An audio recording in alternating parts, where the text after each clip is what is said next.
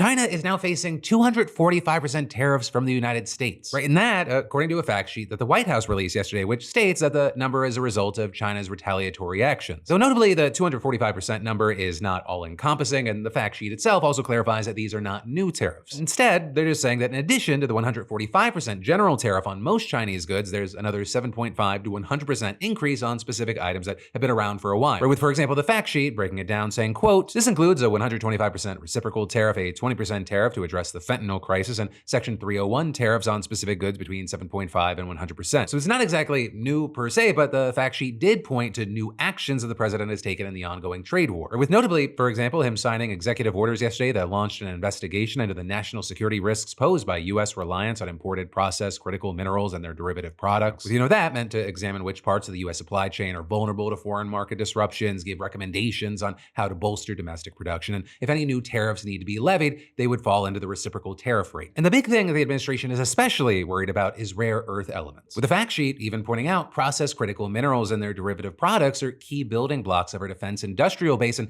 integral to applications such as jet engines, missile guidance systems, advanced computing, radar systems, advanced optics, and secure communications equipment. And this is in addition to, the defense industry. Pretty much all modern tech, it relies on these materials at some point in its supply chain. I mean, it's one of the few things that many experts agree that the US needs to get going ASAP, even if producing them here would be costly. And that especially because clearly the United States and China aren't getting along right now, and it just so happens that nearly all refinement and production of rare earth materials happens in China as well as other key materials. So even though the US has a lot of these minerals at home in the ground, such as one of the biggest known lithium deposits in California, we don't actually have a way to make it usable at home. And what you've already seen is China using this weak point in the trade war by banning the export of gallium, germanium, and antimony to the US. Not to mention banning a whole other group of materials and magnets from being exported at all. And much of this stuff, it's in production lines all across the globe, so even countries that the US may be working on some kind of trade deal with, such as Japan, they're gonna be heavily affected. And this is also a sign that China is switching up how it's engaging in this trade war. Because before, it was just matching US tariffs with its own, but after things started getting to over 100%, they just laugh. And I mean that almost literally. They described Trump's policies as a joke, and the State Council Customs Tariff Commission then announced last week that they would actually be reducing tariffs on American goods from 125% to 84% in that quote, given that there is no longer any possibility of market acceptance for US goods exported to China under the current tariff levels.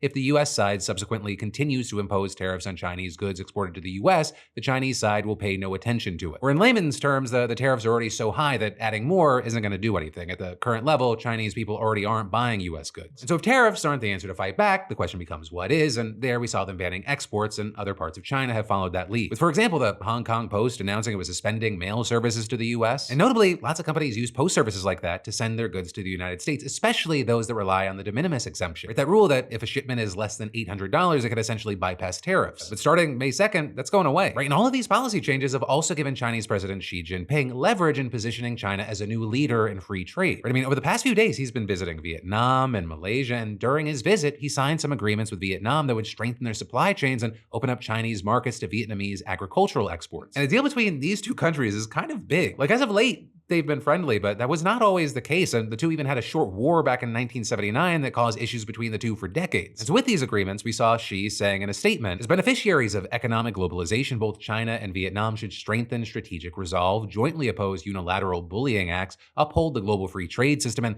keep global industry and supply chains stable. Though Trump had a very different view of the meeting, claiming that it was a way to figure out how to screw the United States of America. And the thing there is, if he feels like that about a single trade agreement between Vietnam and China, he's gonna get pissed when he hears about the plan for the Malaysia portion of the trip. Right? Xi's expected to work out a deal between China and ASEAN, which is an association of countries in the region. With us also seeing the General Secretary of the association saying, we will bring more tariffs down to zero in many cases and then expand to all the areas. So essentially, they're working out a free trade agreement. With this trip also notably a chance for Xi to portray China as a responsible superpower compared to the US, constantly shifting its policies. I will say, just to be clear here, that's not all Trump's fault. But yes, he has done decades worth of policy shifts in just a few months. But also, having new administrations often with opposite stances on issues every 4 years, it puts a strain on countries like China, which highly values stability. Granted, it's at the cost of democracy and rights, but you can't argue against the consistency of it all. Also, what's kind of crazy about this whole situation is everything that we've talked about, it's just a handful of the developments going on in this trade war. Like, for example, there are also ways that Chinese producers are trying to offset how damaging the tariffs are, because just a 35% tariff, that largely means that any margin a US producer would save by buying their goods, it's quickly eroded. So with that, we've seen factories themselves themselves taking to social media to try and sell directly to US consumers, with many of them claiming to be where big name brands make their products, right? So they can offer them to consumers directly for less and still make a buck themselves. Do you recognize this style, this bag?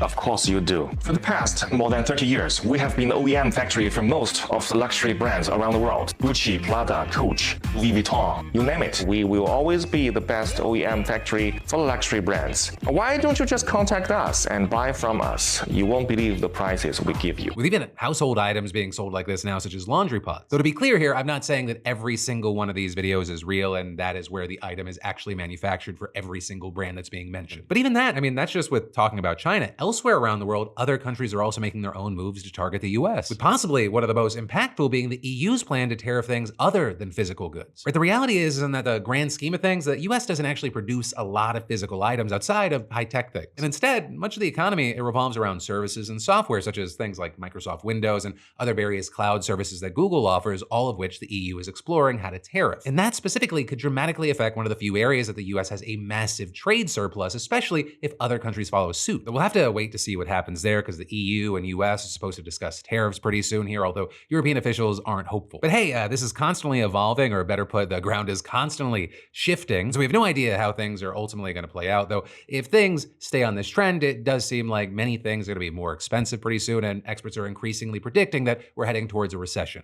Hey, thanks for watching, and I hope you enjoyed this clip from the full Philip DeFranco show. And also, a big thanks to Squarespace for sponsoring our Clips channel. Turn your passion into profit over at squarespace.com/Phil, or use the QR code. Because whether you're launching a business or a lucrative side hustle, your website is your digital business card. It's the only space where you control the story, no algorithms or distractions. And with Squarespace, it's so easy because they got a ton of stunning professional templates with drag and drop editing that makes site design incredibly simple, no coding required. So get started for free at squarespace.com/Phil, or scan the QR code on screen and use code Phil for 10% off when ready to launch. Squarespace.com/Phil.